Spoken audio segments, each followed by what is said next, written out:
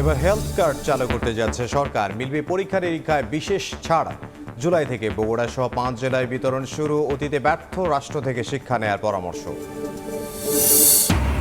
রামিসা ধর্ষণ ও হত্যা মামলার রায়ের তারিখ ঘোষণা হতে পারে আজ। শিশু সহিংসতা দমন ট্রাইব্যুনালে যুক্তিতর্ক উপস্থাপন করবে উভয় পক্ষ। সর্বোচ্চ সাজার আশা রাষ্ট্রপক্ষের। ঘূর্ণিঝড় জলোচ্ছ্বাসে বাড়ছে দক্ষিণাঞ্চলের মানুষের দুর্ভোগ। 1 দশক ধরে কমেছে পরিবেশ খাতে বরাদ্দ। বিশেষ জলবায়ু বাজেট বাড়ানোর দাবি পরিবেশবিদদের। কক্সবাজারে বাড়ছে স্রোতে ভেসে মৃত্যু। নিখোঁজের ঘটনা। গেল বছরে প্রাণহানি 25। সৈকতে নেই নিরাপত্তা নির্দেশনা। কর্তৃপক্ষের ভূমিকা নিয়ে প্রশ্ন। এবং ওমান সাগরে মার্কিন যুদ্ধজাহাজে হামলার দাবি ইরানের। অস্বীকার সেন্ট্রাল কমান্ডার। ট্রাম্পের যুদ্ধ পরিচালনা ক্ষমতায় লাগাম টানল প্রতিনিধি পরিষদ।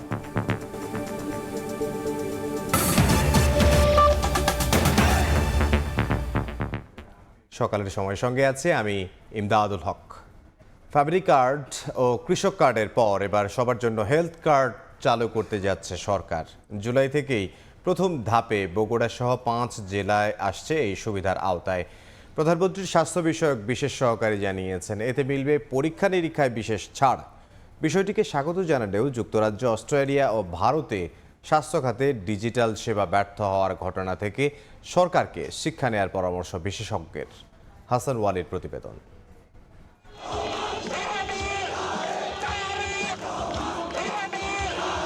বর্তমানে সরকার শীঘ্রই একটি সমন্বিত হেলথ কার্ড চালু করতে পরিকল্পনা গ্রহণ করেছে, যার মাধ্যমে দেশের প্রতিটি নাগরিকের স্বাস্থ্য তথ্য ডিজিটালি সংরক্ষিত থাকবে। সবার জন্য স্বাস্থ্যসেবা নিশ্চিতে বিএনপির নির্বাচনী প্রতিশ্রুতি হেলথ কার্ড। নাগরিকের চিকিৎসা সংক্রান্ত সব তথ্য থাকবে এক কার্ডে। জুলাই থেকে সরকারি স্বাস্থ্যসেবার নতুন যুগে প্রবেশ করছে বাংলাদেশ। জুন থেকে কিছুটা পিছিয়ে জুলাইয়ের প্রথম ধাপে খুলনা, বগুড়া, সিরাজগঞ্জ, নরসিংদী এবং নোয়াখালীতে চালু হচ্ছে কার্ড। পর্যায়ক্রমে যা ছড়িয়ে দেওয়া হবে পুরো দেশে। হেলথ কার্ড আমাদের একটা নির্বাচনী ইশতেহারে আমাদের ছিল। মাননীয় প্রধানমন্ত্রী এটা দেখভাল করতেছেন, বিভিন্ন সংশ্লিষ্ট ডিপার্টমেন্ট এটা নিয়ে কাজ করতেছে। এটার কাজ চলছে এবং ইনশাআল্লাহ এটা জনগণের স্বাস্থ্যসেবাকে নিশ্চিত করার লক্ষ্যে এটা দ্রুত গতিতে এটা এগিয়ে যাবে। হেলথ কার্ড হলো একটি ইলেকট্রনিক কার্ড যা প্রতিটি রোগীর জন্য আলাদা একটি ইউনিক আইডি বহন করবে। রোগীর মেডিকেল রেকর্ড ডিজিটাল ফরম্যাটে সংরক্ষণ করা হবে। কার্ড পাঞ্চ করলেই জানা যাবে রোগীর পুরনো রোগের ইতিহাস সহ নানা তথ্য। যদি সম্ভব এ বিষয়ে সময় সংবাদের সঙ্গে কথা বলেছেন প্রধানমন্ত্রীর স্বাস্থ্য বিষয়ক বিশেষ সহকারী। জানালেন, এই কার্ডে প্রতিটি নাগরিক পাবেন সরকারি ও নির্ধারিত হাসপাতালে পরীক্ষা নিরীক্ষায় বিশেষ ছাড়। পাশাপাশি থাকছে বছরে একবার ফ্রি স্বাস্থ্য পরীক্ষার সুবিধা। টেস্টগুলো করতে হয়, তার জন্য কিছু ফি দিতে হয়, খুব কম টাকা। সেখানে আমরা দেখব যে কোনো টেস্ট তাকে ডিসকাউন্ট দেওয়া যায় কিনা হেলথ কার্ডের মাধ্যমে। প্রত্যেকটা নাগরিক বছরে একবার তার খুব বেসিক কিছু টেস্ট করানো যায় কিনা বিনামূল্যে। আমরা প্রিভেনশনকে জোর দেওয়ার জন্য আমরা চিন্তা করছি যে আমরা স্বাস্থ্য ব্যবস্থাকে জনগণের দোরগোড়ায় নিয়ে যাব। আমরা আমাদের দেশের যে ট্রিটমেন্ট সেন্ট্রিক ব্যবস্থা, এটাকে পরিবর্তন করে আমরা প্রিভেনশন এবং প্রমোশন সেন্ট্রিক স্বাস্থ্য ব্যবস্থা নিয়ে আসবো। এই উদ্যোগকে স্বাগত জানালেও যুক্তরাজ্য, অস্ট্রেলিয়া ও ভারতে স্বাস্থ্য খাতে ডিজিটাল সেবা ব্যর্থ হওয়ার অভিজ্ঞতা থেকে সরকারকে শিক্ষা নেওয়ার পরামর্শ বিশেষজ্ঞদের। অনেকগুলো মডেলও আছে। এই মডেলে আমরা তুলনা করতে গিয়ে সময় নষ্ট যেন না করি। যে কোনো একটা বিশেষজ্ঞদের সঙ্গে আলাপ করে যে কোনো একটা শুরু করে দিতে হবে। কাজের মধ্য দিয়ে হয়তো আমরা পরে সংশোধন করব। হেলথ কার্ডের সুফল প্রত্যন্ত অঞ্চলে পৌঁছাতে প্রচার প্রচারণার পাশাপাশি হাসপাতালগুলোকে ডেডিকেটেড করার পরামর্শ বিশেষজ্ঞদের। হাসান ওয়ালি, সময় সংবাদ, ঢাকা। শিশু রামিসা হত্যা মামলার রায়ের তারিখ ঘোষণা হতে পারে আজ। সকালে ঢাকার শিশু সহিংসতা দমন ট্রাইব্যুনালে উভয় পক্ষের আইনজীবীরা তাদের যুক্তিতর্ক উপস্থাপন করবেন। আসামিদের সর্বোচ্চ সাজা মৃত্যুদণ্ডের আবেদন করা হবে বলে জানান রাষ্ট্রপক্ষের আইনজীবী। যুক্তিতর্ক শেষে রায়ের তারিখ ঘোষণা করতে পারেন ট্রাইব্যুনাল। রাষ্ট্রপক্ষের আইনজীবী জানিয়েছেন, আগামী সপ্তাহের শুরুতেই রায় দেয়া হবে এই মামলার। এর আগে বুধবার আদালতের কাছে দোষ স্বীকার করে ক্ষমা চেয়েছেন আসামি সোহেল রানা, কিন্তু নিজেকে নির্দোষ দাবি করেছেন তার স্ত্রী আসামি স্বপ্না। অভিযোগপত্রে সোহেলের বিরুদ্ধে রামিসাকে ধর্ষণ, হত্যা ও তার স্ত্রীর বিরুদ্ধে অপরাধে সহযোগিতার অভিযোগ আনা হয়েছে।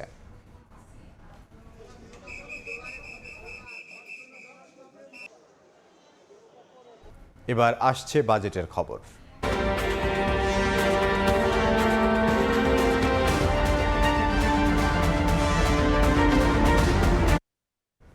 আসছে বাজেটে আবারও সামনে এসেছে উপকূলীয় অঞ্চলের জলবায়ু ঝুঁকি ও অবহেলার বিষয়টি। ঘূর্ণিঝড়, জলোচ্ছ্বাস, নদী ভাঙন ও লবণাক্ততায় প্রতি বছর বাড়ছে দক্ষিণাঞ্চলের মানুষের দুর্ভোগ ও অর্থনৈতিক ক্ষতি, অথচ বাড়ছে না বরাদ্দ।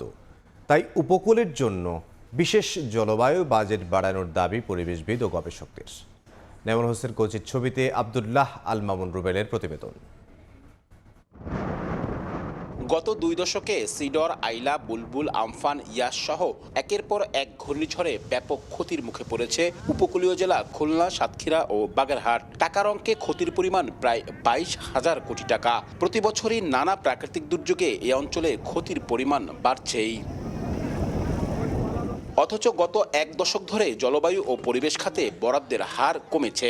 2016-17 অর্থ বছরে মোট বাজেটের 8.21% বরাদ্দ থাকলেও সবশেষ বাজেটে তা নেমেছে 5%। ফলে টেকসই বাঁধ, সুপেয় পানি, যাতায়াত, জলাবদ্ধতা নিরসন ও পুনর্বাসন কার্যক্রমে প্রয়োজনীয় অর্থায়ন না হওয়ায় সংকট তীব্র হচ্ছে বলে মনে করছে পরিবেশবাদী সংগঠনগুলো। গয়রাতে এখনো বাদ হয়নি, মানুষদের পানির কোনো ব্যবস্থা নাই, পানি ছাড়া তো মানুষ থাকতেই পারে না। কৃষি উৎপাদন ক্রমশ কমতেছে, যার ফলে মানুষদের টিকে থাকাটা কঠিন হয়ে যাচ্ছে। বেসরকারি বিভিন্ন গবেষণায় উঠে এসেছে দক্ষিণাঞ্চলের মাটির লবণাক্ততার পরিমাণ ও পরিধি কয়েক দশকে 2 থেকে 3 গুণ বেড়েছে। এতে কমছে কৃষি উৎপাদন, বাড়ছে সুপেয় পানির সংকট। এছাড়া এ অঞ্চলের প্রায় 2000 কিলোমিটার বেড়িবাঁধের অনেক স্থান ঝুঁকির মধ্যে। সামান্য জলোচ্ছ্বাসেও প্লাবিত হচ্ছে বিস্তীর্ণ এলাকা। এজন্য বাজেট প্রণয়নের ক্ষেত্রে উপকূলীয় এলাকায় ক্ষয়ক্ষতির পরিমাণ নিরূপণ জরুরি মনে করছেন বিশেষজ্ঞরা। বাজেট তো তখনই সম্ভব হয় সরকারের পক্ষে যখন প্রকৃত অর্থে ক্ষয়ক্ষতিটা আমরা নিরূপণ করতে পারি। এখন এই ক্ষয়ক্ষতি নিরূপণের দুটো পদ্ধতি, এক বিল্ডিং ভেঙে যাচ্ছে, আমার ব্রিজ ভেঙে যাচ্ছে, রাস্তা কালভার্ট নষ্ট হয়ে যাচ্ছে, এগুলি ধরেন ইকোনমিক্যাল ক্ষয়ক্ষতি বোঝা গেল। কিন্তু নন ইকোনমিক্যাল, আর্থিক, সরাসরি আর্থিকভাবে ক্ষতি না, সেটি নিরূপণ করে এবং কথা বলাটা আমাদের জন্য অত্যন্ত জরুরি। উপকূলের জন্য আলাদা ক্লাইমেট বাজেট, টিআরএম কার্যক্রম সম্প্রসারণ, টেকসই বাঁধ নির্মাণ, নিরাপদ পানি ও পুনর্বাসন কর্মসূচিতে প্রয়োজনীয় বরাদ্দের দাবি পরিবেশবাদীদের। থোক বরাদ্দ নয়, একটা বাজেটে আমাদের একটি নির্দিষ্ট পরিমাণ রাখা হয় এবং এই নির্দিষ্ট পরিমাণ রাখলে সেখান থেকে আমাদের যে ক্ষয়ক্ষতির যে পূরণটা যদি হয় তাহলে আমরা উপকূলীয় মানুষ উপকৃত হবে। লন্ডন ভিত্তিক গবেষণা সংস্থা ম্যাপলক্রাফটের তথ্যমতে জলবায়ু ঝুঁকিতে বিশ্বের 16টি দেশের মধ্যে শীর্ষে বাংলাদেশ। দেশের উপকূলীয় অঞ্চল শুধু প্রাকৃতিক দুর্যোগের ঝুঁকিতেই নয়, বরং অর্থনৈতিকভাবেও গুরুত্বপূর্ণ। মৎস্য, বনজ সম্পদ, কৃষি ও পর্যটনের বড় অংশ নির্ভর করছে এই অঞ্চলের উপর। তাই জলবায়ু পরিবর্তনের ক্ষতি মোকাবেলায় উপকূলীয় বোর্ড গঠন সহ দীর্ঘমেয়াদী বাজেট প্রণয়ন ও তার যথাযথ প্রয়োগ জরুরি মনে করছেন বিশেষজ্ঞরা। আবদুল্লাহ আল মামুন রুবেল, সময় সংবাদ, খুলনা। ভোলার কাচিয়া ইউনিয়নের মাঝের চর এখন চরম অস্তিত্ব সংকটে থাকা এক জনপদ।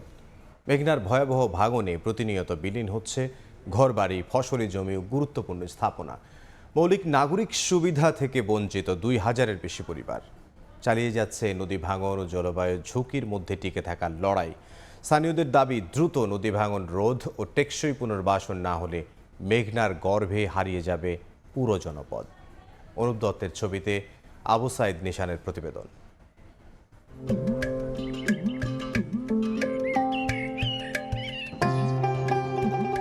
80 বছর বয়সী রতন শিকদার 3 দশকে 3 বার নদীগর্ভে হারিয়েছেন তার বসতভিটা, জমি ও জীবনের সব সঞ্চয়। প্রতিবারই নতুন করে ঘুরে দাঁড়ালেও এখনো তার বসবাস সেই ভাঙন আতঙ্কে। এই নদীর গর্ভে 1150 ফ্যামিলি আসলাম, সব নদী ফেলেন করে দিয়েছে। আমাকে ঘর নাই, বাড়ি নাই, কিছু নাই, চলার কোনো রাস্তা নেই, ঘাট নেই, আমরা অসহায় না। শুধু রতন শিকদারই নন, মালেক ফরাজি, হোসেন গাজী সহ অন্তত 2000 পরিবার প্রতিনিয়তই থাকেন নদী ভাঙনের শঙ্কায়। বসতভিটা হারিয়ে তাদের ঠিকানা এখন আশ্রয় কেন্দ্র। অভিযোগ আছে এসব আশ্রয় কেন্দ্রেও রয়েছে নিরাপত্তার শঙ্কা। নদী আমাদেরকে 3 বার ভাঙছে, এখন আমরা রাস্তার আশেপাশে বসবাস করতেছি। আমরা কই যাইমু, কই থাকমু, কি করুম, আমাদের কোনো তথ্য নাই। এনে অস্থায়ীভাবে আসি, আর মনে হয় কিছুদিন এখানে থাকতে পারবো। পুরো চরে নেই বিদ্যুৎ সংযোগ, নেই কোনো স্থায়ী শিক্ষা প্রতিষ্ঠান, স্বাস্থ্যসেবা কেন্দ্র কিংবা মৌলিক নাগরিক সুবিধা। জীবিকার একমাত্র ভরসা মাছ ধরা ও কৃষিকাজ। সরকারি সেবার বাইরে থেকেও প্রতিদিন বেঁচে থাকার অনিঃশেষ লড়াই এই জনপদের মানুষের। যাতায়াতের আমাকে কোনো লাইন নাই, আমরা কিভাবে চলাফেরা করব? লোক নিয়ে নিজে বাড়ি হাসপাতাল নিজে নিলে আমাকে লোক থাকে না। আমাকে স্কুলে আমরা কই পড়বো। চরটিতে যাতায়াতের একমাত্র মাধ্যম ট্রলার, যা চলে সকাল 8টা থেকে বিকাল 5টা পর্যন্ত। এর বাইরে জরুরি পরিস্থিতিতে বাসিন্দারা আটকা পড়েন নদীর বিচ্ছিন্নতায়। নেই রাষ্ট্রীয় কোনো সুবিধা, এমনকি সম্প্রতি চালু হওয়া সরকারি কার্ডও না পাওয়ার অভিযোগ স্থানীয়দের। আমরা অনেক ছোট তাল থেকে জালিয়াগিরি করি, আমাকে জেলে কাট হয় না, ওই যারা উত্তরে থাকে এগো কাট হয়। আমরা কৃষক কাঠও পাই না, ফ্যামিলি কাঠও পাই না, আর কোনো বক্সবার্তাটা তো আমাকে কোনো নাই। নদী ভাঙনের বড় কারণ হিসেবে ড্রেজার দিয়ে বালু উত্তোলনকে দায়ী করা হয়। চরবাসীদের অভিযোগ, অবৈধ ও নিয়ন্ত্রণহীন বালু উত্তোলনেই গতিপথ বদলে আগ্রাসী হচ্ছে মেঘনা। জলবায়ু পরিবর্তনের প্রভাবে এই জনপদের মানুষের দুর্দশার কথা আমলে নিয়েছে জেলা প্রশাসন। পর্যায়ক্রমে সরকারি সহায়তা পৌঁছে দেওয়ার আশ্বাস জেলা প্রশাসকের। শহরাঞ্চলের মানুষের যে কষ্ট এবং আমাদের সম্মানিত নাগরিক হিসেবে তাদেরকে যে তাদের এই সেবাগুলো দেওয়ার যে বিষয়টা, সেটি আমরা অ্যাক্টিভভাবে বিবেচনায় রেখেছি, সরকারও বিবেচনায় রেখেছেন। সব হারানোর পরও বেঁচে থাকার লড়াই চালিয়ে যাচ্ছেন মাঝের চরের মানুষ। স্থায়ী বাঁধ নির্মাণ, নিরাপদ বসতি তৈরি এবং রাষ্ট্রীয় সুরক্ষা নিশ্চিত করতে না পারলে মানচিত্র থেকেই হারিয়ে যেতে পারে চরটি। শঙ্কা অনেকের। মেঘনার বুক চিরে দাঁড়িয়ে থাকা এই মাঝের চর সময়ের সঙ্গে অসম লড়াইয়ের গল্প। একদিকে বিদ্যুৎহীন অন্ধকার, অন্যদিকে নদী ভাঙনের আতঙ্ক। এই দুই সংকটের মধ্য দিয়েই এখানকার মানুষকে লড়াই করে বেঁচে থাকতে হচ্ছে। জলবায়ু পরিবর্তনের অভিঘাতে বদলে যাচ্ছে নদীর গতিপথ, হারিয়ে যাচ্ছে ঘরবাড়ি ও জীবনের শেষ সম্বল। তবুও টিকে থাকার লড়াইয়ে আপ্রাণ চেষ্টা এই চরবাসীর। আবু সাইদ নিশান, সময় সংবাদ, ভোলা। সকালের সময় আরও থাকছে। খুলনা মেডিকেলে আগুনের 2 সপ্তাহ পরও চালু হয়নি অপারেশন থিয়েটার। বন্ধ জরুরি ও নির্ধারিত অস্ত্রোপচার। চরম স্বাস্থ্য ঝুঁকিতে অপেক্ষায় থাকা শতাধিক রোগী। সমুদ্র সৈকত কক্সবাজারে আনন্দ ভ্রমণ অনেক সময় পরিণত হচ্ছে শোকে। সাগরের স্রোতে ভেসে প্রতি বছর বাড়ছে মৃত্যু ও নিখোঁজদের সংখ্যা। গত 12 বছরে প্রাণ হারিয়েছেন 74 পর্যটক। শুধু গত বছরই মারা গেছেন 25 জন। এই অবস্থায় প্রশ্ন উঠেছে, পর্যটকদের নিরাপত্তায় কতটা প্রস্তুত সংশ্লিষ্ট কর্তৃপক্ষ? মোহাম্মদ ফরাজের ক্যামেরায় বিস্তারিত জানাচ্ছেন সুজাউদ্দিন রুবেল। কক্সবাজার সমুদ্র সৈকতে সিগাল পয়েন্ট সৈকতে টাঙ্গানো লাল পতাকা জানিয়ে দিচ্ছে এটি ঝুঁকিপূর্ণ এলাকা, কিন্তু নেই পর্যাপ্ত সতর্কতামূলক নির্দেশনা, নেই পর্যবেক্ষণ টাওয়ার কিংবা লাইফগার্ডের দৃশ্যমান উপস্থিতি। ফলে লাল পতাকা উপেক্ষা করেই ঢেউয়ের মধ্যে নামছেন পর্যটকরা, বাদ যাচ্ছে না শিশু কিশোররাও। তেমন ভাবে কিছুই জানি না কোনটা নিরাপদ আর কোনটা অনিরাপদ। সবাই গোসল করতেছে, কিন্তু সতর্কতামূলক কোনো কেউ নাই এখানে। হোটেলের মধ্যেও সেরকম কোনো নির্দেশনা নাই। সমুদ্র সৈকতের সুগন্ধা পয়েন্টেও একই চিত্র। লাখো পর্যটকের সমুদ্র স্নানে নিরাপত্তায় দায়িত্ব পালন করছেন হাতে গোনা কয়েকজন লাইফগার্ড। সীমিত জনবল ও পুরনো সরঞ্জাম নিয়ে চলছে উদ্ধার কার্যক্রম। আমরা বর্তমানে 7 জন সুগন্ধা বিচে কাজ করতেছি। সমুদ্র সৈকতে লক্ষাধিকেরও পর্যটক একসাথে পানিতে নামে, সেই তুলনায় আমরা যারা লাইফগার্ড রয়েছি তারা অনেক কম। 120 কিলোমিটার দীর্ঘ সৈকতের মধ্যে মাত্র 1.5 কিলোমিটার এলাকায় সীমিত আকারে লাইফগার্ড সেবা রয়েছে। তাও পরিচালিত হচ্ছে একটি বেসরকারি সংস্থার মাধ্যমে। সংশ্লিষ্টদের মতে স্থায়ী সরকারি লাইফগার্ড ব্যবস্থা ছাড়া পর্যটকদের নিরাপত্তা নিশ্চিত করা কঠিন। একজন ট্যুরিস্ট কক্সবাজার ভ্রমণ করার আগে থেকে যেন উনি সতর্ক বার্তাটি পান। গভর্নমেন্ট থেকে একটা নির্দেশিকা যদি দেওয়া হয়, তাহলে যে অকাল মৃত্যু হচ্ছে এই মৃত্যুগুলো একটু কমে যেত। তবে জেলা প্রশাসন বলছে লাইফগার্ডের সংখ্যা বৃদ্ধি, প্রশিক্ষণ উন্নয়ন এবং আধুনিক সরঞ্জাম সরবরাহের উদ্যোগ নেওয়া হয়েছে। ইতিমধ্যেই লাইফগার্ড সেবা মান বাড়ানোর জন্য ওনারা সব ধরনের সরকারের পক্ষ থেকে সহায়তার আশ্বাস দিয়েছে। বিশ্বের দীর্ঘতম সমুদ্র সৈকতে পর্যটকদের নিরাপত্তা নিশ্চিত করতে প্রয়োজন পর্যাপ্ত লাইফগার্ড, আধুনিক উদ্ধার সরঞ্জাম ও সচেতনতামূলক ব্যবস্থা। সুজাউদ্দিন রুবেল, সময় সংবাদ, কক্সবাজার। ঘন ঘন বিদ্যুৎ বিভ্রাটে চরম ভোগান্তিতে কক্সবাজারের পর্যটক শহরবাসী। বিকল্প ব্যবস্থায় জ্বালানি ব্যয় বেড়ে আর্থিক ক্ষতির মুখে ব্যবসায়ীরা। বিদ্যুৎ বিভাগ জানায়, সাবস্টেশনের পাওয়ার ট্রান্সফরমার নষ্ট হওয়ায় দৈনিক লোডশেডিং চলছে ৮ ঘন্টা। পরিস্থিতি স্বাভাবিক হতে সময় লাগতে পারে আরও 4 দিন। মোহাম্মদ ফরাজের ক্যামেরায় সুজাউদ্দিন রুবেলের আরও একটি রিপোর্ট। ঈদের ছুটিতে পর্যটকে উপচে পড়ছে কক্সবাজার, কিন্তু আনন্দঘন এই সময়ে বড় সংকট হয়ে দাঁড়িয়েছে টানা লোডশেডিং। গত এক সপ্তাহ ধরে হোটেল মোটেল জোনে দৈনিক ৮ থেকে ১০ ঘন্টা বিদ্যুৎ না থাকায় চরম ভোগান্তিতে পর্যটকরা। গরমে অস্বস্তির পাশাপাশি ব্যাহত হচ্ছে স্বাভাবিক সেবাও। পর্যটকদের অভিযোগ, বিদ্যুৎ বিভ্রাটের কারণে লিফটে আটকে আতঙ্কিত হওয়ার ঘটনা ঘটছে। এসি ফ্যান ছাড়া ঘন্টার পর ঘন্টা অসহনীয় পরিস্থিতিতে কাটাতে হচ্ছে। এতে অনেকেই বাধ্য হয়ে কক্সবাজার ছেড়ে যাচ্ছেন। কিছুক্ষণ আগে লিফটে আমার ওয়াইফ, ছেলে, আমার ভাই কারেন্ট নাই বিদায় ওই জায়গায় বন্দি ছিল। রাতে আর কি যতটুকু থাকে, এছাড়া ওদের এসি তারপর কোনো কিছুই তেমন ভালো না বিদ্যুতের কারণে। 24 ঘন্টার ভিতরে 10-12 ঘন্টা বিদ্যুৎ পাই নেই। যত মানুষ আছে সবাই চলে যেতেছে, আমাদের আরো 2 দিন থাকার কথা। লোডশেডিংয়ের কারণে অনেক হোটেলে বাড়ছে জেনারেটর নির্ভরতা। এতে জ্বালানি খরচ বাড়লেও মিলছে না স্বস্তি। বুকিং বাতিলের কারণে ক্ষতির মুখে পর্যটন খাতের ব্যবসায়ীরা। সেটা একটা পর্যটক অঞ্চল এবং সর্বোচ্চ পর্যটকের সমাগম এবং ঈদের মৌসুম, হঠাৎ করে কেন যে এরকম হইলো এবং আমাদের যে বিশাল ক্ষতি, এবং গেস্ট আসছিল আনন্দ উপভোগ করার জন্য, কিন্তু তারা অনেক কষ্ট পেয়ে গেল বিদ্যুৎবিহীন কক্সবাজারের টুরিস্ট এলাকা থেকে। জেনারেটরে আমরা যতটুকু বিদ্যুৎ সাপ্লাই করছি, আমাদের ফুয়েল কস্ট অনেক বেড়ে যাচ্ছে। বেশ কিছু পর্যটককে লক্ষ্য করে দেখলাম যে তারা আসলে উপচে পড়া ভিড়ের মধ্যেও খুব বেশি অস্বস্তি বোধ করছে শুধুমাত্র লোডশেডিংয়ের জন্য। এই 8-9 ঘন্টা টানা যদি লোডশেডিং থাকে, তা আমাদের জেনারেটারের যে ফুয়েল কস্ট আসে, এটাতে আমাদের যেটা রেভিনিউ আমরা আর্ন করি তার 50%ই ফুয়েল কস্টে চলে যায়। অর্থনৈতিক দিক দিয়ে একটা বিরাট ক্ষতিগ্রস্ত হয়েছি বটে। তার চাইতে বেশি ক্ষতি হয়েছে যে আমাদের সম্মানিত পর্যটকেরা কষ্ট পেয়েছেন। বিদ্যুৎ বিভাগ বলছে, ঈদুল আজহার দিন কলাতলী সাব স্টেশনের একটি পাওয়ার ট্রান্সফরমার নষ্ট হওয়ায় দৈনিক ৮ ঘন্টা লোডশেডিং চলছে। পরিস্থিতি স্বাভাবিক হতে আরও ৩ থেকে ৪ দিন সময় লাগতে পারে। এই সমস্যাটা নিরসন হবে, আমরা খুবই আপ্রাণ চেষ্টা করতেছি সবাই মিলে 2-1 দিনের মধ্যে বা 3-4 দিনের মধ্যে আমরা প্রবলেমটা সলভ করে দেব। বিদ্যুৎ বিভাগ বলছে, কক্সবাজার শহর ও হোটেল মোটেল জোনে প্রতিদিন প্রায় 50 মেগাওয়াট বিদ্যুৎ প্রয়োজন হলেও মিলছে 40 মেগাওয়াট। সুজাউদ্দিন রুবেল, সময় সংবাদ, কক্সবাজার। প্রশাসনের নাকের ডগায় খুলনা নগরীতে চলছে অনুমোদনহীন বোতলজাত পানির ব্যবসা। বিভিন্ন সময়ে অভিযানে এসব কোম্পানিকে জরিমানা করা হলেও পুনরায় জড়াচ্ছেন একই কাজে। দূষিত পানি পান করে প্রতারিত হওয়ার পাশাপাশি ভয়াবহ স্বাস্থ্য ঝুঁকিতে নগরবাসী। নেমল হোসেন কোচির ক্যামেরায় তানজিম আহমেদের রিপোর্ট। পানি সরবরাহ প্রতিষ্ঠানের কেমিক্যাল ল্যাব বন্ধ 6 মাস ধরে। বিএসটিআই এর অনুমোদন না থাকায় চলছে মামলাও। পানি পরীক্ষা বন্ধ থাকলেও বন্ধ হয়নি বিক্রি। খুলনা নগরে যত্রতত্র গড়ে উঠছে বোতলজাত পানির প্রতিষ্ঠান, তবে বেশিরভাগ প্রতিষ্ঠান মানছে না বিএসটিআই এর শর্ত। এরই মধ্যে ভোক্তা অধিকার সংরক্ষণ অধিদপ্তর, বিএসটিআই এবং জেলা প্রশাসনের বিভিন্ন অভিযানে কয়েকটি প্রতিষ্ঠানকে জরিমানা এবং সবকিছু ঠিকঠাক করতে সময়ও দেওয়া হয়।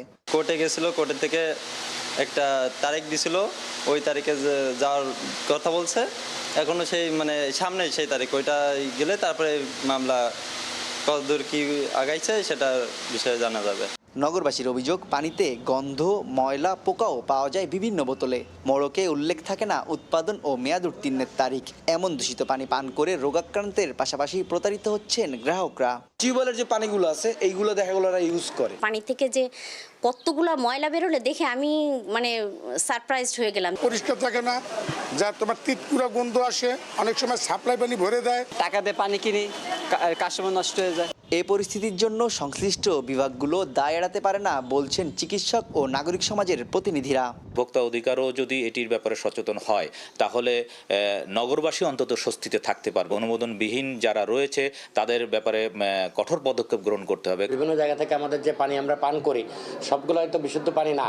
বিভিন্ন আপনারা যে ফিল্টারিং পানি পাচ্ছেন বা বিভিন্ন জারে করে যে আমরা পানি কিনে খাই, সেগুলো তো অনেক সময় দেখা যাচ্ছে টেস্ট করলে জীবাণু পাওয়া যাবে। নামে বেনামে এসব প্রতিষ্ঠানের কথা স্বীকার করে নজরদারি বৃদ্ধির পাশাপাশি পাশাপাশি কঠোর ব্যবস্থা নেওয়ার কথা বলছে ভোক্তা অধিকার সংরক্ষণ অধিদপ্তর। কঠোর আইনানুগ ব্যবস্থা গ্রহণ করার প্রয়োজন হয় সেটাও করবো আমরা, প্রয়োজন হলে যদি জেলের প্রয়োজন হয় সেদিকেও যাবো আমরা আসলে চাচ্ছি না যে এই মানে লাইসেন্সবিহীনভাবে পানির মতো একটা গুরুত্বপূর্ণ জিনিস যাতে মানুষ এভাবে মানে যথেচ্ছভাবে বিক্রি করতে পারে। খুলনা নগরীতে 30 থেকে 35টি বোতলজাত পানির কোম্পানি থাকলেও বিএসটিআই এর অনুমোদন আছে মাত্র 11টির। বিভিন্ন অনিয়মের অভিযোগে মামলা চলছে 5টির বিরুদ্ধে। তানজিম আহমেদ, সময় সংবাদ, খুলনা। সকালের সময়ে আরও থাকছে, ভারতের পশ্চিমবঙ্গে চরম অস্তিত্ব সংকটে তৃণমূল কংগ্রেস, বিদ্রোহ ঘোষণা 60 বিধায়কের, মেয়র ফিরহাদ হাকিমের ইস্তফা, সব কমিটি ভেঙে দিলেন মমতা। খুলনা মেডিকেল কলেজ হাসপাতালের পোস্ট অপারেটিভ স্টোরে অগ্নিকাণ্ডের 2 সপ্তাহ পেরিয়ে গেলেও চালু হয়নি অপারেশন থিয়েটার ও সংশ্লিষ্ট ইউনিট। অক্সিজেন লাইন ক্ষতিগ্রস্ত হওয়ায় বন্ধ জরুরি ও নির্ধারিত অস্ত্রোপচার। অপারেশনের অপেক্ষায় থাকা শতাধিক রোগী পড়েছেন চরম অনিশ্চয়তায়। মঞ্জুরুল হক মঞ্জুর ছবিতে আব্দুল্লাহ আল মামুন রুবেলের প্রতিবেদন। যেহেতু এটা একটা ইমার্জেন্সি ব্যাপার ওটির পাশে, আমরা এখন গিয়ে পরিচালক মহোদয়ের রুমে বসবো, পয়সা আলাপ করে আমি ঢাকা যাব, মাননীয় প্রধানমন্ত্রীর সাথে আগামীকাল আলাপ করে যত দ্রুত সম্ভব ইনশাল্লাহ এটাকে আমরা পুনরায় প্রতিস্থাপিত করব। অগ্নিকাণ্ডের দিনই হাসপাতাল পরিদর্শনে এসে দ্রুত ক্ষতিগ্রস্ত অবকাঠামো পুনরুদ্ধারের নির্দেশ দিয়েছিলেন স্বাস্থ্যমন্ত্রী। তবে 2 সপ্তাহ পেরিয়ে গেলেও সেই নির্দেশনা বাস্তবায়নে দৃশ্যমান কোনো অগ্রগতি নেই। হাসপাতাল কর্তৃপক্ষ ও গণপূর্ত বিভাগের ধীর গতিতে অপারেশন থিয়েটার পুনরায় চালুর কাজ আটকে আছে। খুলনা মেডিকেল কলেজ হাসপাতালের সার্জারি ওয়ার্ডে অপারেশনের অপেক্ষায় রোগীদের দীর্ঘ তালিকা। অগ্নিকাণ্ডের পর 2 সপ্তাহ ধরে বন্ধ রয়েছে জরুরি ও নির্ধারিত অস্ত্রোপচার। ফলে বিভিন্ন জটিল রোগে আক্রান্ত শতাধিক রোগীর অপারেশন আটকে আছে। সার্জারি, নিউরোসার্জারি, ইউরোলজি এবং বার্ন ও প্লাস্টিক সার্জারি বিভাগের রোগীরা সবচেয়ে বেশি ভোগান্তিতে পড়েছে। নতুন রোগীদেরও ফিরিয়ে দেওয়া হচ্ছে। এতে সময়ের সঙ্গে বাড়ছে স্বাস্থ্য ঝুঁকি ও স্বজনদের উৎকণ্ঠা। অপারেশন করার কথা ছিল আপনার হলো ওই যেদিনকে আগুন লেগেছিল ওই দিন কি ছিল কথা, তো ওই দিন আপনার হয়নি, তো সেখান থেকে এই মনে করেন 26 দিন না 27 দিন হবে। অপারেশনের ডেট পড়ছিল, আমি গেছিও, লোকজন বেশি হয়েছে এই কারণে ফেরত আসছি। আসার পরে তারপর দ্বিতীয় রাউন্ডে যাইয়া তো আগুন লেগে পুড়িয়ে গেছে। কইছে সিটি স্ক্যান করে লইয়া, আমরা সিটি স্ক্যান করে লইছি, আর অপারেশন হইবে হ্যাঁ বলে আগুন লেগে সব পুড়িয়ে গেছে। ঈদের পরে অপারেশন করার কথা ছিল, কিন্তু এই আগুন লাগার কারণে ওটির পারমিশন পাচ্ছে না, সেই কারণে আমার অপারেশন হচ্ছে না। এ অবস্থায় বিপাকে পড়েছেন চিকিৎসকরাও। তাদের মতে সময় মতো অস্ত্রোপচার না হওয়ায় অনেক রোগীর শারীরিক অবস্থার অবনতি হচ্ছে, কিছু ক্ষেত্রে তৈরি হচ্ছে মৃত্যু ঝুঁকিও।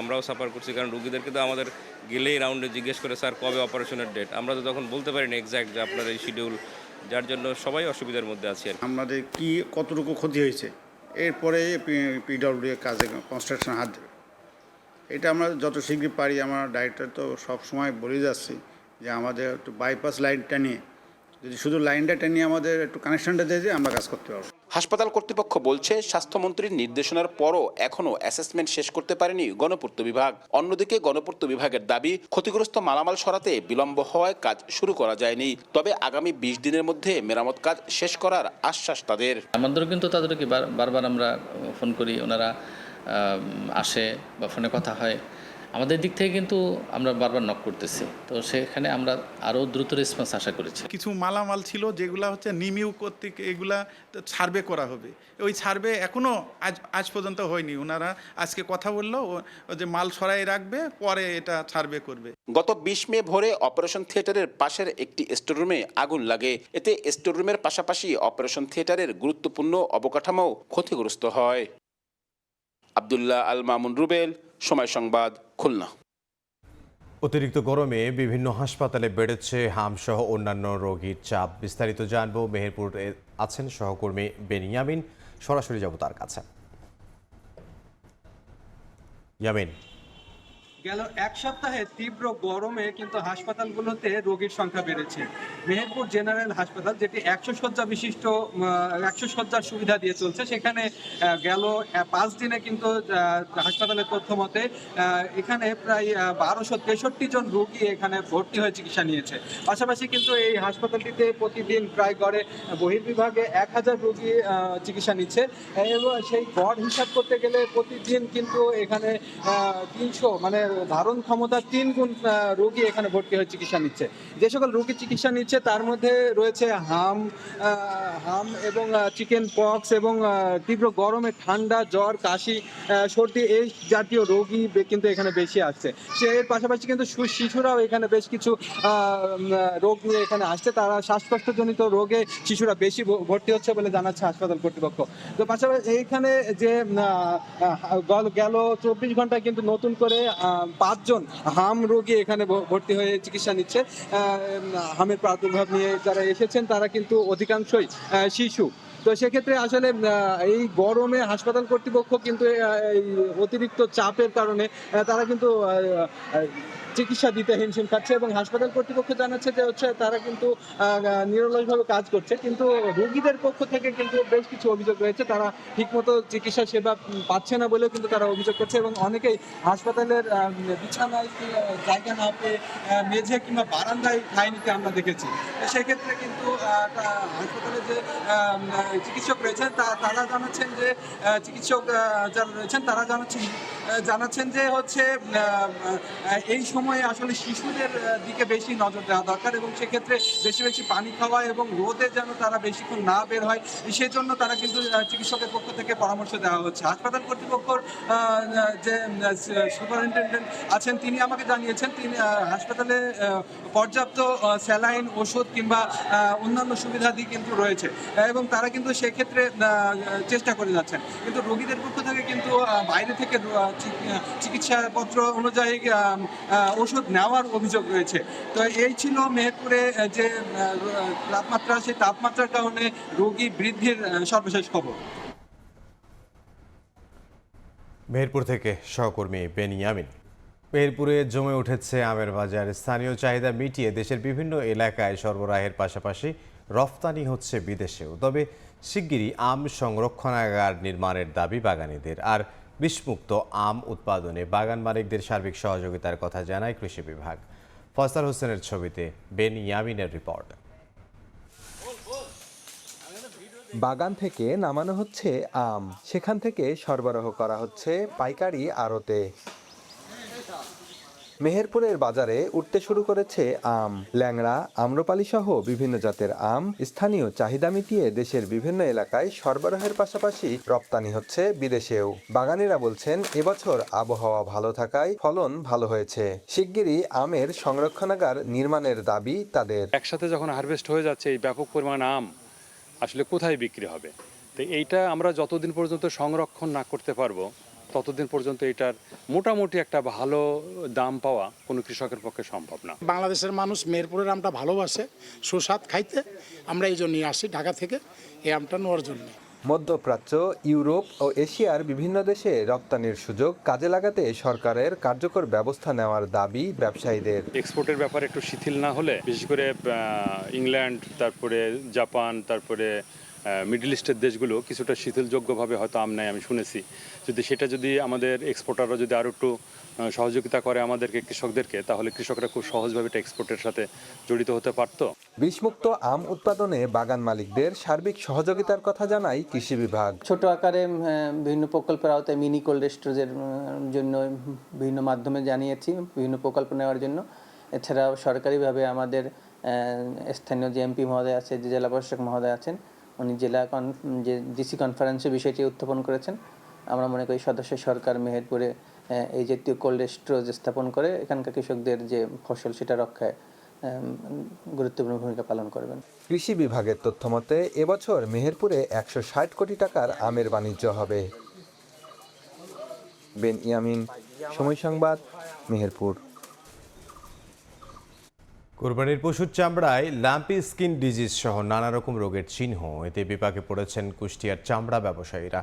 আড়তদাররা বলছেন রোগাক্রান্ত পশুর চামড়া ট্যানারিতে পাঠালে দাম অনেক কমে যায়, যার নেতিবাচক প্রভাব পড়ছে ব্যবসায়। তবে খামারিদের সচেতনতা বৃদ্ধিতে ব্যবস্থা নেওয়ার কথা বলছে প্রাণী সম্পদ বিভাগ। বাবুল হোসেনের ছবিতে SM রাশেদের রিপোর্ট।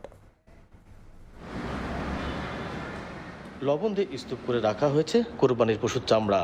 অনেকে সেখান থেকে বের করে পরীক্ষা করছেন। কুষ্টিয়ার আড়তে স্থানীয় ও আশপাশের কয়েকটি জেলায় কোরবানির পশুর চামড়া আসে। তবে এবছর ঈদে সংগ্রহ করা চামড়ায় দেখা দিয়েছে ল্যাম্পি স্কিন ডিজিজের ক্ষত। পশুর এই রোগের কারণে চামড়ায় গুটি ক্ষত ও বিবর্ণ হয়ে যায়। ব্যবসায়ীরা বলছেন আড়তে আসা চামড়ার মধ্যে প্রায় 35% চামড়ায় এই রোগ ধরা পড়েছে। এ কারণে চামড়ার মান নিয়ে দুশ্চিন্তায় তারা। ল্যাম্পিং আছে, গুটি আছে, চেল্লা আছে, আটলি আছে, বিভিন্ন ধরনের রোগ আছে। চামড়াগুলো দেখে শুনে আমাদেরকে কিনা লাগবে। যদি এই চামড়াগুলো দেখে শুনে না কিনে, তাহলে খারাপ মাল যদি আমাদের কোম্পানিতে চলে যায়, এই ক্ষেত্রে রেজাল্ট কিন্তু ভালো আসবে না। কেনার পরে ওখান থেকে লবণ দিলে আরও কিছু লবণ দেওয়ার পরে নোংরা মাটি বাড়ায় যাওয়ার পরে কিছু মাল ল্যাম্পিং বাইরে যাচ্ছে। দেখা যাচ্ছে আমরা 25% কিনছি কি 20% কিনছি, লবণ দিয়ে ওই মাল ভাঙতে গেলে আরও 10% বাড়ায় যাচ্ছে। এতে ব্যবসার একটা ক্ষতি আছে। আড়তদাররা বলছেন রোগাক্রান্ত পশু নিম্নমানের চামড়া ট্যানারি পাঠালে দাম অনেক কমে যায়, যার নেতিবাচক প্রভাব পড়েছে তাদের ব্যবসায়।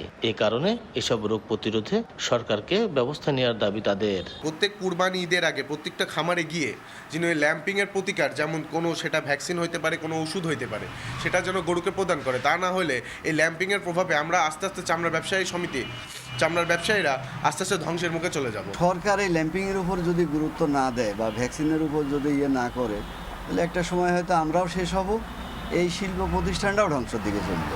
সরকারের কাছে এইটাই আবেদন যে সরকার যদি ভ্যাকসিনের উপর গুরুত্ব দেয়, মাঠ পর্যায়ে, গ্রাম পর্যায়ে চাষিদের কাছে এই ভ্যাকসিনটা পৌঁছায় দিলে আগামীতে হয়তো আমরা এই ল্যাম্পিং থেকে উদ্ধার হব। লাম্পি স্কিন ডিজিজ সহ অন্যান্য রোগ প্রতিরোধে ওষুধ টিকাদান কর্মসূচির পাশাপাশি খামারিদের সচেতনতা বৃদ্ধিতে ব্যবস্থা নেওয়ার কথা জানায় প্রাণী সম্পদ বিভাগ। ভ্যাকসিনেশনের জন্য বলছে, যেহেতু এটি ভাইরাল ডিজিজ, ভ্যাকসিনেশন করলে এই রোগটি প্রতিরোধ হবে। তো ভ্যাকসিনেশনের জন্য মানুষকে উদ্বুদ্ধ করছি। আমরা আমাদের ডিপার্টমেন্টে যে ভ্যাকসিন পাওয়া যায় এগুলো আমরা দিচ্ছি, এবং যখন ভ্যাকসিন অ্যাভেলেবল থাকে না তখন এটি যেহেতু আমদানি করা হয়, বাইরেও পাওয়া যায়, তাদেরকে ভ্যাকসিন করার জন্য উদ্বুদ্ধ করছে। ব্যবসায়ী সমিতির তথ্য মতে কুষ্টিয়া চামড়ার আড়তে প্রায় 2 লাখ পশুর চামড়া সংগ্রহ করা হয়েছে। এস এম রাশেদ, সময় সংবাদ, কুষ্টিয়া। অবরোধকালীন খাদ্য সহায়তা না পেয়ে চরম মানবেতর দিন পার করছেন সুন্দরবনের উপর নির্ভরশীল মৎস্যজীবীরা। তবে মৎস্য অফিসের অসহযোগিতায় তালিকা প্রস্তুত নিয়ে কারক্ষেপণ হচ্ছে বলে দাবি সংশ্লিষ্টদের। আর জনবল সংকটের কারণে জেলে তালিকা যাচাই বাছাইয়ের কাজ ধীরগতি বলে জানায় জেলা মৎস্য বিভাগ। আকবর আলী টুটুলের তথ্য ও আমিনুল ইসলামের ছবি নিয়ে রিপোর্ট।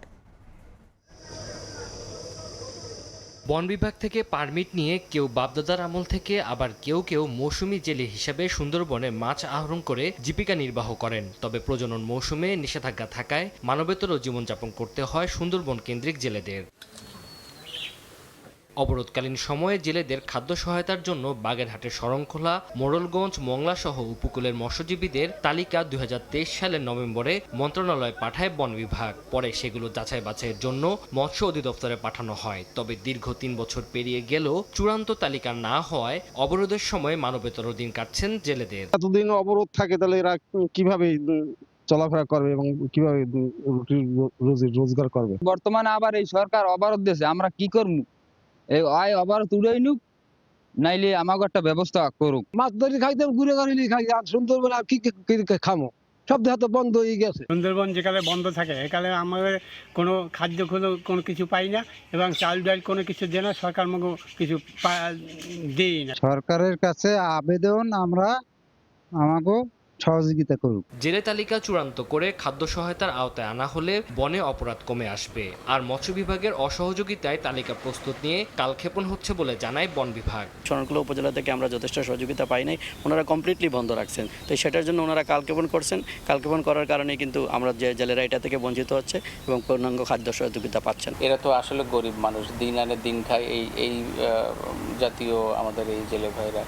তো এই 3টা মাস আসলে কোনো কাজ না থাকা, সুন্দরবনে না যাওয়াতে খুব খাদ্য ঘাটতি এবং পরিবার চালানো খুব কষ্ট হয়ে যায়। জনবল সংকটের কারণে প্রকৃত জেলেদের তালিকা যাচাই বাছাইয়ের কাজে ধীরগতির দাবি মৎস্য বিভাগের। বন বিভাগ কর্তৃক বাগেরহাট জেলার 4327 জন বনজীবীর তালিকা দেওয়া হয়েছিল।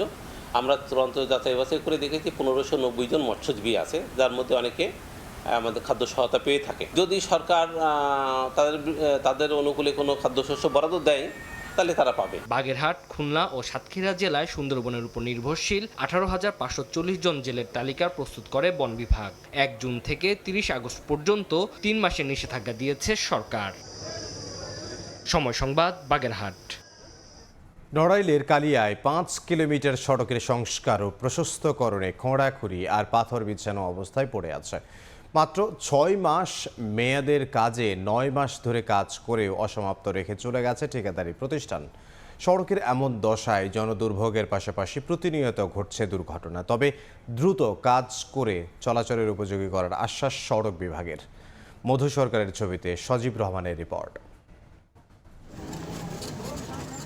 খোঁড়াখুড়ি আর পাথর বিছানো অবস্থায় পড়ে আছে সড়ক, কোথাও আবার একেবারে মাটির রাস্তা। নড়াইল জেলা শহরের সঙ্গে কালিয়া উপজেলার নড়াগাতি থানা এলাকা সহ পাশের গোপালগঞ্জ জেলা সড়ক যোগাযোগ সহজীকরণে 2022 সালে পরিকল্পনা হাতে নেয় সড়ক বিভাগ। প্রকল্পের ব্যয় ধরা হয় 11 কোটি 84 লাখ টাকা। 2023 সালে সড়কটির পানিপাড়া থেকে নড়াগাতি অংশের 5 কিলোমিটারের সংস্কার ও প্রশস্তকরণের কাজ শুরু করে ঠিকাদারি প্রতিষ্ঠান ইউনুস অ্যান্ড ব্রাদার্স। সরকার নির্ধারিত কাজের মেয়াদ 6 মাস থাকলেও 9 মাস ধরে খোঁড়াখুড়ি আর কিছু পাথর ফেলে কাজ বন্ধ অবস্থায় রয়েছে। এতে চলাচলে দুর্ভোগের পাশাপাশি প্রায় ঘটছে ছোট বড় দুর্ঘটনা। রাস্তা আগে যা ছিল ভালোই ছিল, এখন ঠিক করতে যে এমন অবস্থা হয়েছে যে এখানে চলাফেরার কোনো উপায় নেই। এখান থেকে কোনো মানুষ তো চলাচল করতে পারে না, এটা মানুষ চলাচল করার মতন তো রাস্তার পরিবেশটা নেই। কন্ট্রাক্টর একবার মোটামুটি অর্ধেক কাজ করে রেখে ফেলে চলে গেছে, এখন আমাদের বহুত ভোগান্তি। এলাকাবাসী বিভিন্ন সময় দাবি করেছি, মানববন্ধন করেছি, তার প্রেক্ষিতে প্রশাসন থেকে আমাদের জানানো হয়েছে যে রাস্তা পুনরায় ঠিকাদার নিয়োগ করা হয়েছে এবং 6.5 কোটি টাকা বরাদ্দ করা হয়েছে, কিন্তু 6 মাসের মধ্যেও কাজ শুরু হয়। তাগাদ দিয়েও ঠিকাদারি প্রতিষ্ঠানকে নির্দিষ্ট মেয়াদে করানো সম্ভব হয়নি। 2 দফায় 88 লাখ টাকা জরিমানার পরও প্রতিষ্ঠানটির কাজ করতে অপারগতা জানায়। তবে সড়ক বিভাগের দাবি 3 বছরে অবশিষ্ট কাজের অনুমোদন চেয়ে কয়েক দফায় মন্ত্রণালয়ে চিঠি পাঠিয়েও অবশেষে মিলেছে অনুমোদন। দরপত্র আহ্বানের মাধ্যমে দ্রুত কাজ করার আশ্বাস প্রতিষ্ঠানটির। কাজটির সর্বশেষ অবস্থায় এটার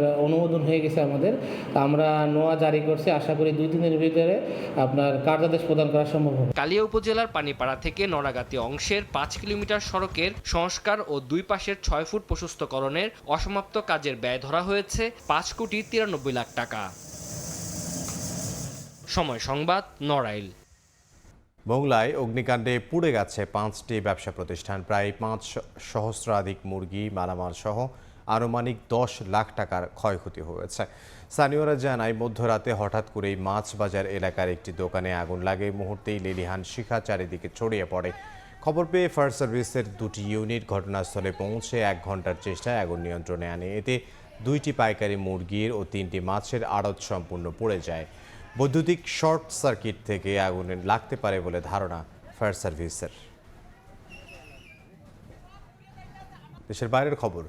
ভারতের পশ্চিমবঙ্গে বিধানসভা নির্বাচনে ভরাডুবির জেরে চরম অস্তিত্ব সংকটে পড়েছে দীর্ঘ 15 বছর রাজ্য শাসন করা দল তৃণমূল কংগ্রেস। বুধবার দলের 60 বিধায়ক মমতা বন্দ্যোপাধ্যায়ের বিরুদ্ধে বিদ্রোহ ঘোষণা করে বিধানসভায় প্রধান বিরোধী দল হিসেবে স্বীকৃতি আদায় করে নিয়েছেন। এই নাটকীয় পরিস্থিতির পর সন্ধ্যায় দলের সব কমিটি ভেঙে দিয়েছেন মমতা। এমন পরিস্থিতিতে মেয়রের পদ থেকে ইস্তফা দিয়েছেন প্রবীণ তৃণমূল নেতা ফিরহাদ হাকিম। বিস্তারিত সুব্রত আচার্যের রিপোর্টে। ভারতের পশ্চিমবঙ্গের রাজনীতিতে চরম অস্থির সময়ের মুখোমুখি হয়েছে তৃণমূল কংগ্রেস। নিজ দলের ওপর নিয়ন্ত্রণ হাতছাড়া হওয়ার উপক্রম হয়েছে মমতা বন্দ্যোপাধ্যায়ের। এরই মধ্যে দলটির 80 জন বিধায়কের মধ্যে 60 জনই মমতার বিরুদ্ধে অবস্থান নিয়েছেন। বুধবার সকালে বিদ্রোহী বিধায়কদের পক্ষে ঋতব্রত বন্দ্যোপাধ্যায় ও সন্দীপন সাহা বিধানসভায় গিয়ে স্পিকারের কাছে 60 জনের স্বাক্ষর সহ চিঠি জমা দেন। বিকেল 4:30টায় বিধানসভায় প্রধান বিরোধী দলনেতা হিসেবে ঋতব্রত বন্দ্যোপাধ্যায়কে আনুষ্ঠানিক স্বীকৃতি দেওয়া হয়। রাজ্য সচিবালয় নবান্নে মুখ্যমন্ত্রী শুভেন্দু অধিকারীর সভাপতিত্বে হওয়া প্রশাসনিক বৈঠকে যোগ দেন তৃণমূলের প্রায় সব বিদ্রোহী বিধায়ক। আমরা যারা এখানে তৃণমূল কংগ্রেসের প্রতিনিধিত্ব করছি, আমরা দায়িত্বশীল বিরোধীর ভূমিকা পালন করব, সদর্থক এবং গঠনমূলক বিরোধীর ভূমিকা পালন করব এবং আজকে থেকে বিরোধী দল হিসেবে আমরা আমাদের পথ চলা শুরু করলাম। এদিকে তৃণমূলের এমন নজিরবিহীন ভাঙন পরিস্থিতির মধ্যেই কলকাতার মেয়র ফিরহাদ হাকিমও ইস্তফা দিয়েছেন।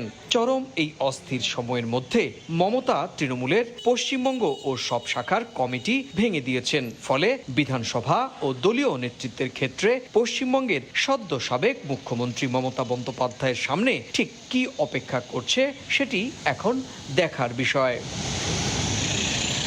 সুব্রত আচার্য, সময় সংবাদ, পশ্চিমবঙ্গ, ভারত। যুক্তরাষ্ট্রের প্রেসিডেন্ট ডোনাল্ড ট্রাম্পের ইরান যুদ্ধ পরিচালনার ক্ষমতায় লাগাম টানল মার্কিন প্রতিনিধি পরিষদ। বুধবার ট্রাম্পের ইরান নীতি ও যুদ্ধ পরিচালনা নিয়ে ক্ষোভ প্রকাশ করে ঐতিহাসিক এক প্রস্তাব পাস হয়। 4 রিপাবলিকান আইন প্রণেতাও ট্রাম্পের বিপক্ষে গিয়ে এই বিল পাসে পক্ষে ভোট দেন। এর মধ্যে দিয়ে ইরান যুদ্ধ নিয়ে বড় ধাক্কা খেলেন ট্রাম্প। ইরান যুদ্ধ নিয়ে মার্কিন প্রেসিডেন্ট ডোনাল্ড ট্রাম্পের একক সিদ্ধান্তের ক্ষমতা সীমিত করতে বুধবার ভোটাভুটির আয়োজন করে মার্কিন প্রতিনিধি পরিষদ। দীর্ঘ টানাপোড়েন আর নাটকীয়তা শেষে 215-208 ভোটে পাশ হয় এই প্রস্তাব। ডেমোক্র্যাটদের আনা এই প্রস্তাবে সবাইকে চমকে দিয়ে কয়েকজন রিপাবলিকান আইন প্রণেতাও ট্রাম্পের বিপক্ষে গিয়ে ভোট দেন। এটিকে ট্রাম্পের যুদ্ধনীতির বিরুদ্ধে এক নজিরবিহীন প্রতিরোধ হিসেবে দেখছেন বিশ্লেষকরা। বিলটি পাশের পর হোয়াইট হাউস এবং রিপাবলিকান শিবিরের মধ্যে অস্বস্তি আরও বাড়ল। হাউস স্পিকার মাইক জনসন অবশ্য এই প্রস্তাবের তীব্র বিরোধিতা করে ট্রাম্পের পাশেই দাঁড়িয়েছেন। তার দাবি, এই সময়ে প্রেসিডেন্টের হাত বেঁধে ফেললে তা ইরানের সাথে চলমান শান্তি আলোচনায় ওয়াশিংটনকে দুর্বল করবে। তবে প্রেসিডেন্টের ক্ষমতা সীমিত করার পেছনে কাজ করছে বড় ধরনের আইনি জটিলতা। পেন্টাগন ও পররাষ্ট্র দফতরের পরিদর্শক দল যৌথভাবে ইরান যুদ্ধ নিয়ে তদন্ত শুরু করেছে। নিয়ম অনুযায়ী কংগ্রেসের অনুমতি ছাড়া 60 দিনের বেশি যুদ্ধ চালালে এই তদন্ত বাধ্যতামূলক। ফারহাদ চৌধুরী, সময় সংবাদ। বাংলাদেশ ফুটবলের সুপারস্টার হামজা চৌধুরীর সঙ্গে অবশেষে দেখা হলো নতুন কোচ থমাস ডুরির। ফিফা প্রীতি ম্যাচ সামনে রেখে সান ম্যারিনোতে দলের সঙ্গে যোগ দিয়েছেন লেস্টার সিটি তারকা। ইউরোপীয় প্রতিপক্ষের চ্যালেঞ্জ নিতে প্রস্তুত হামজা, পাশাপাশি এই প্রীতি ম্যাচ দিয়ে সাফের প্রস্তুতিও সারতে চান তিনি। সদা হাস্যোজ্জ্বল থমাস ডুলির মুখের হাসি আরও চওড়া বাংলাদেশের ফুটবলের প্রাণ ভোমরার সঙ্গে প্রথম দেখা নতুন কোচের।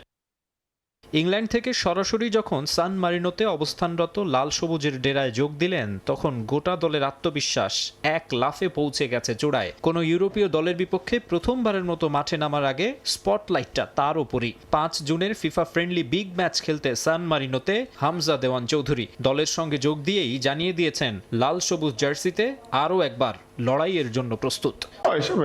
I think echt ook challenging wordt definitely আমি Jamal সব senior players সঙ্গে ম্যাচ এরা হচ্ছে different style so এরা adjust করতেছে ইনশাআল্লাহ আমি adjust করতে পারবো আমি আর সমিত আর জায়ান adjust করতে পারবো but I'm excited I'm ready to work I'm ready to listen আমরা সব so I'm excited। কাগজে কলমে বা র্যাঙ্কিংয়ে সান মারিনো পেছনের সারির দল। বাংলাদেশ রয়েছে 181 নম্বরে আর সান মারিনো 211-তে। তবুও ইউরোপিয়ান টিমের বিপক্ষে নির্ভর থাকার অবকাশ নেই। ইংলিশ প্রিমিয়ার লিগে খেলা হামজা অবশ্য আত্মবিশ্বাসী। বাংলাদেশি লোকাল ফুটবলাররা অভ্যস্ত না হলেও লেস্টার সিটি তারকা যে ইউরোপীয় কন্ডিশনেই বেড়ে উঠেছেন। অমন কন্ডিশনে খেলার অভিজ্ঞতা আছে সমিত জায়ানদেরও। এরা সবসময় বড় কান্ট্রির সঙ্গে খেলে সো এরা used to very high quality এরা গ্রাউন্ডও খেলতেছি আর নতুন কোচ সবটা চ্যালেঞ্জিং বাট আমরা লাগি ভালো চ্যালেঞ্জ ইউরোপের মাঝে ফার্স্ট ম্যাচ সো আমরা এক্সাইটেড টু শো ইউরোপ আর সান মারিনো আমরা কেমনে খেলতে পারি আর সাফের লাগি গুড প্রিপারেশন সো আমরা খুব এক্সাইটেড। বিশ্বকাপ বাছাই, নেশনস লিগ বা ফিফা ফ্রেন্ডলি গেমে লিখটেনস্টেইন, অস্ট্রিয়া, বসনিয়া ও Herzegovina, Cyprus, Romania, Andorra, Faroe আইল্যান্ডের মতো দলের বিপক্ষে নিয়মিতই খেলে সান মারিনো। তাদের গতি আর শারীরিক শক্তি হবে বাংলাদেশের জন্য বড় চ্যালেঞ্জ। তবে প্রথম অ্যাসাইনমেন্টে হামজার কাঁধে ভর করেই সে পরীক্ষায় উতরে যাওয়ার লক্ষ্য জার্মান আমেরিকান কোচ ডুলির। মাকসুম আলম খান, সময় সংবাদ। এই পর্যায়ে শীর্ষ সংবাদগুলো জানিয়ে দিচ্ছি আরও একবার। এবার হেলথ কার্ড চালু করতে যাচ্ছে সরকার, মিলবে পরীক্ষা নিরীক্ষায় বিশেষ ছাড়। জুলাই থেকে বগুড়া সহ 5 জেলায় বিতরণ শুরু। অতীতে ব্যর্থ রাষ্ট্র থেকে শিক্ষা নেওয়ার পরামর্শ।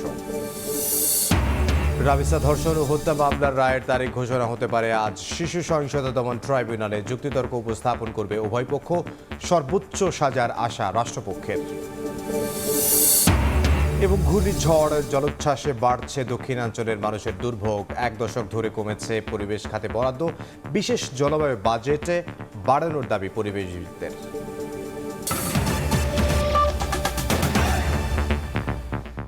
এই ছিল সকালের সময়। এরপর আন্তর্জাতিক সময় নিয়ে সঙ্গে থাকবেন সহকর্মী সাবরিনা মজুমদার। ইমদাদ, ধন্যবাদ আপনাকে।